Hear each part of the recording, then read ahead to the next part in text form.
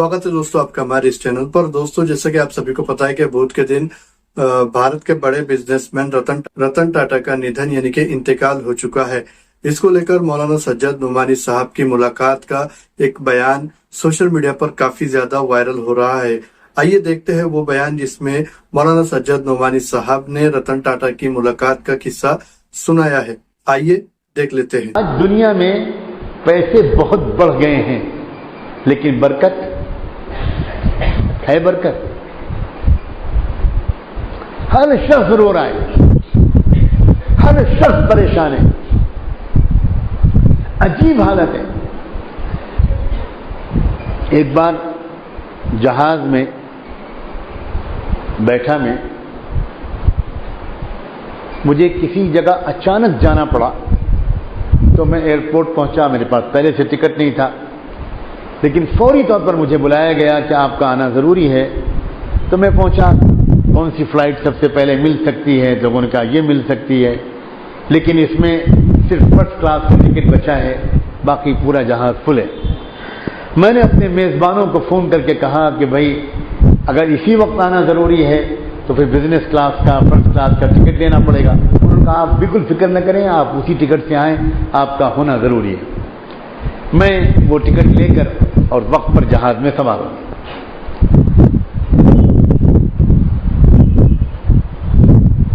लेकिन जहाज लेट होता चला गया, 10 मिनट, 15 मिनट, आधा घंटा।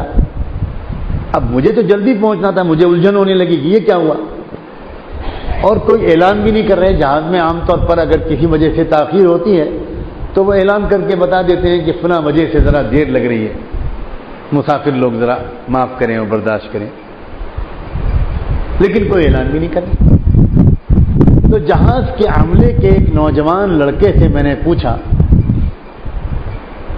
उसका जो नाम लिखा हुआ था उससे पता लग रहा था कि ये मुसलमान है।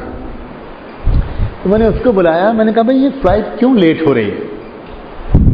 तो उसने मुझसे कान में कहा कि मिस्टर रतन टाटा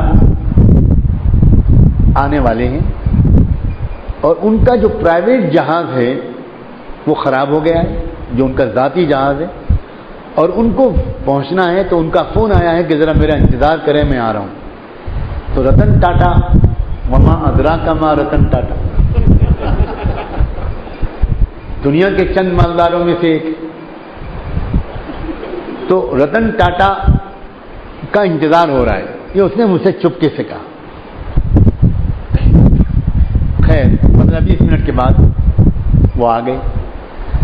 अब मेरी खुशनसीबी या बदनसीबी कि पूरे फर्स्ट क्लास में सिर्फ एक सीट खाली थी जो मेरे बगल में थी।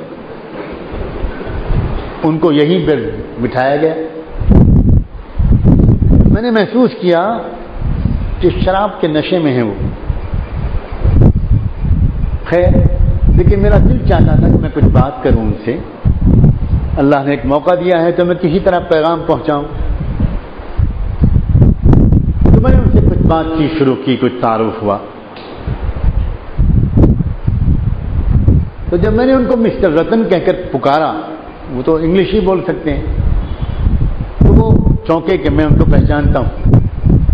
उनको हैरत हुई कि एक मौलवी साहब ये मुझे पहचानते हैं।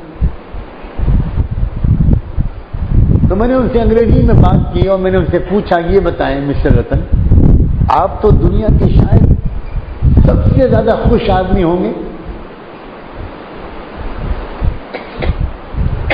तो रतन ने मुझको 2-3 मिनट घूर कर देखा।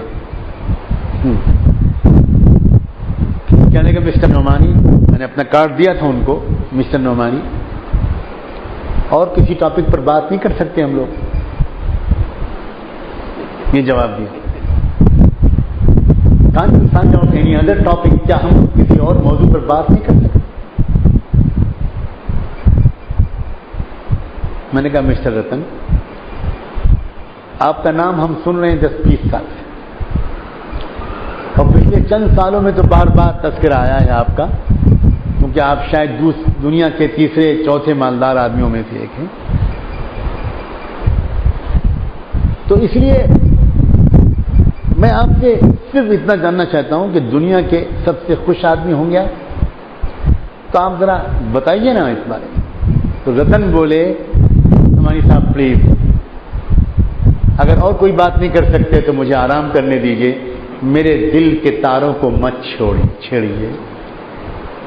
میں جب بچپن میں تھا, بچہ تھا, when I was a very small child of 7 to 8 years old, تب میں کبھی خوش رہتا ہوں گا. اب تو زمانہ ہو گیا, میں خوشی سے بالکل محروم. میرا خیال میں ہماری مسجد کے مؤذن بھی زیادہ خوش رہتے ہیں.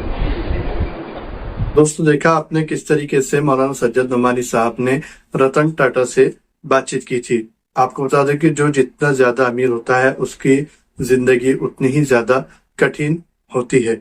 اس معاملے میں آپ کی جو بھی رائے ہے آپ ہمیں کمنٹ باکس میں ضرور بتائیں. میں ملتا ہوں آپ سے اگلی ویڈیو میں کوئی نئی جانکاری کے ساتھ.